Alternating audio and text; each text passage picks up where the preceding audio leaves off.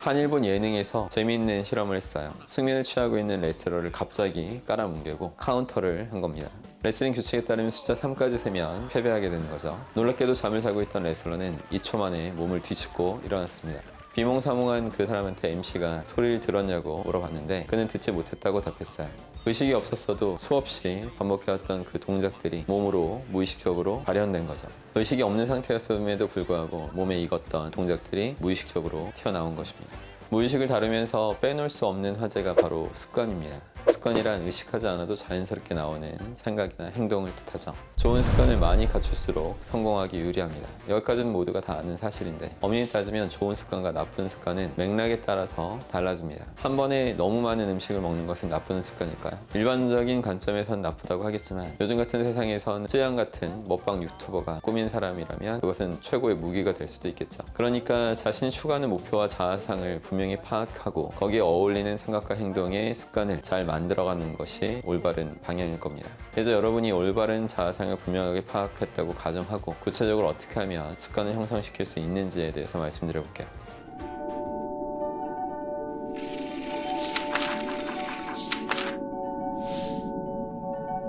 습관은 반복된 행동으로 형성되기 때문에 특정 행동을 꾸준히 실행해야 되는데 이를 위해서 언제 어디서 무엇을 할지 분명하고 구체적으로 설정해놔야 됩니다. 예를 들어서 나는 이제부터 운동할 거야. 이런 결심은 지켜지지 않을 확률이 높죠. 이제부터라는 그 시간의 범위가 지나치게 넓고 막연합니다. 또한 운동의 종류도 너무 다양하니까요. 모호한 표현을 사용하면 선택의 가짓수가 무한대로 생겨서 결국 아무것도 하지 못하게 될 수 있습니다. 나는 오늘 저녁 6시부터 동네에서 30분 동안 산책을 하겠어. 이렇게 정확한 시간과 장소 그리고 행동을 정해 놓을 때 지킬 수 있는 확률이 비약적으로 상승하는 거죠.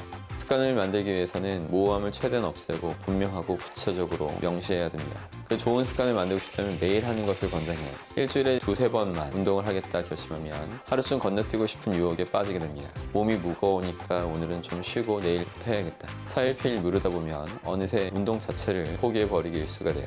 습관 형성에 걸림돌이 되는 게 바로 이런 예외를 두는 겁니다. 반면에 매일 하면 핑계를 댈 구석이 없어지죠. 저 역시 기숙학원에서 매일 2군데 이상의 학원을 거의 온종일 강의를 해왔어요. 사람들은 제가 매일 강의하는 그런 걸 보고 불굴의 의지를 지녔다 이런 식으로 혀를 내두르기도 했죠. 근데 사실 가끔 하는 것보다 매일 하는 게 오히려 쉬울 때가 있습니다. 보통 습관이 형성되는 시간을 21일 혹은 66일이라고 하는데요.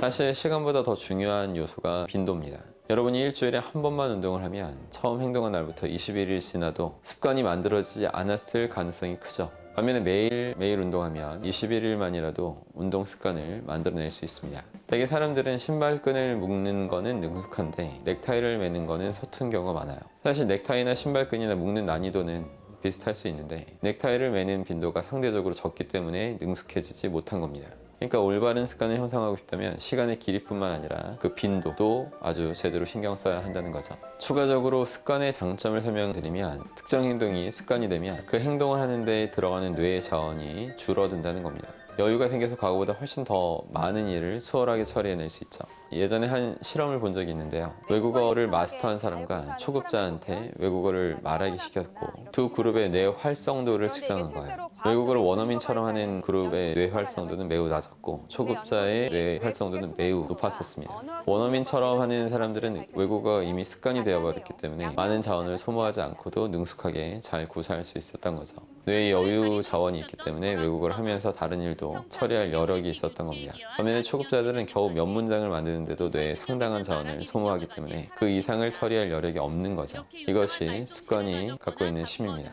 그리고 매일 하는 게 좋은 습관을 만드는데 유리한 것처럼 나쁜 습관을 하지 않을 때도 완전히 끊는 편이 좋습니다. 18세기 영국의 문학자 사무엘 존스는 친구가 와인 한 잔을 마시라고 권하니까 이런 얘기를 했어요. 내가 조금만 마실 수 없기 때문에 절대로 입에 대지 않는 거라네. 아예 끊는 건 쉬워도 자제하는 것은 무척 어렵거든. 세상의 나쁜 행동을 적당하게 즐길 수 있는 사람은 거의 없습니다. 그러니 자신의 절제력을 시험하지 마시고 유혹에 노출될 수 있는 환경을 원천 봉쇄하세요. 사실 나쁜 행동이 빠르게 습관이 되는 이유가 있습니다. 나쁜 행위는 보통 즉각적인 보상을 주고 장기적으로는 해로운 특징을 갖고 있어요. 저는 술이나 담배를 전혀 안 하지만 보통 술을 마시면 기분이 날아갈 것 같고 이성 작용이 둔화되면서 또 일종의 자유로움, 해방감까지 느끼게 됩니다. TV나 유튜브에서 나오는 영상도 도파민을 쉽게 자극시키죠. 목이 마르다고 바닷물을 계속 마시는 것처럼 즉각적인 보상을 한없이 누리다 보면 결국 위기의 절벽에 도달하고 맙니다. 술을 지나치게 마시게 되면 알코올 중독자가 될 수 있고 스마트폰을 지나치게 보면 생각하는 능력이 퇴화돼서 무능한 사람으로 전락할 수도 있습니다. 반면에 좋은 행위는 즉각적인 보상은 적지만 장기적으로는 이로운 경우가 많죠. 하루 운동했다고 몸에 극적인 변화는 없겠지만 한 달, 6달, 1년을 꾸준히 하면 체력이 개선되고 몸매가 예뻐지는 등 여러 긍정적인 효과가 나타납니다. 몸에 좋은 약이 입에는 쓰다는 말처럼 좋은 행위들은 보통 즉각적인 보상이 좀 약합니다. 하지만 인간은 언제나 즉각적인 보상을 원하는 특성을 갖고 있어요. 그렇기 때문에 좋은 행동을 습관화하기 위해서는 특히 초반부에 즉각적인 보상을 의도적으로 추가해 놓는 것이 좋습니다. 여러 방법이 있겠지만 효과적이고 하기 쉬운 방법은 기록하는 거예요. 예를 들어서 운동을 하고 난 후에 오늘 얼마나 운동했는지 종이나 핸드폰에 적어보는 거죠. 별거 아닌 것 같지만 기록이 쌓이기 시작하면 노력을 가시적으로 확인할 수 있게 되니까 자신감이 더 생기고 행동을 지속하려는 내적인 힘이 더 강해지게 됩니다. 그리고 특정 행동을 습관으로 만드는 가장 좋은 방법은 행동을 하기 쉽도록 환경을 디자인하는 거예요. 특정 행동을 하는데 마찰이 너무 심하다면 사람들은 그것을 기피하게 돼요. 예를 들어서 매일 운동하는 습관을 만들려고 하는데 헬스장이 집에서부터 2시간 거리에 있다면 습관을 제대로 만들기가 쉽지 않을 겁니다. 운동하는 것을 습관으로 만들고 싶다면 집 근처에 있는 헬스장에 등록하는 게 더 유리하죠. 같은 이치로 나쁜 행동은 최대한 하기 어렵게 만들어야만 합니다. 집에서 TV를 보는 습관이 있다면 TV를 아예 치워버리는 게 베스트겠지만 그게 어렵다면 TV를 보고 난 후에 매번 모든 코드를 뽑아버리는 그런 시도를 해보세요. TV 볼 때마다 모든 선을 다시 연결해야 하니까 귀찮아서라도 보지 않게 되는 거죠. 마지막으로 일단 습관을 만들어야 습관을 향상시킬 수 있다는 점도 반드시 알아야 됩니다. 습관에도 수준 차이가 있어요. 매일 독서를 2시간 하는 것은 매우 좋은 습관이겠지만 그 습관이 주는 혜택을 누려보지 못하는 사람이 한 번에 2시간씩 실천하기에는 무리가 따를 겁니다. 처음부터 그렇게 도전하다가 자포자기할 수 있겠죠. 그렇다면 우선 매일 10분 독서하는 습관을 기르는 거죠. 매일 같은 시간에 같은 장소에서 독서하는 습관부터 만들고 시간의 양을 늘리거나 책의 난이도를 더 높여가는 그런 식으로 좋은 행동을 추가해 갈 수 있습니다.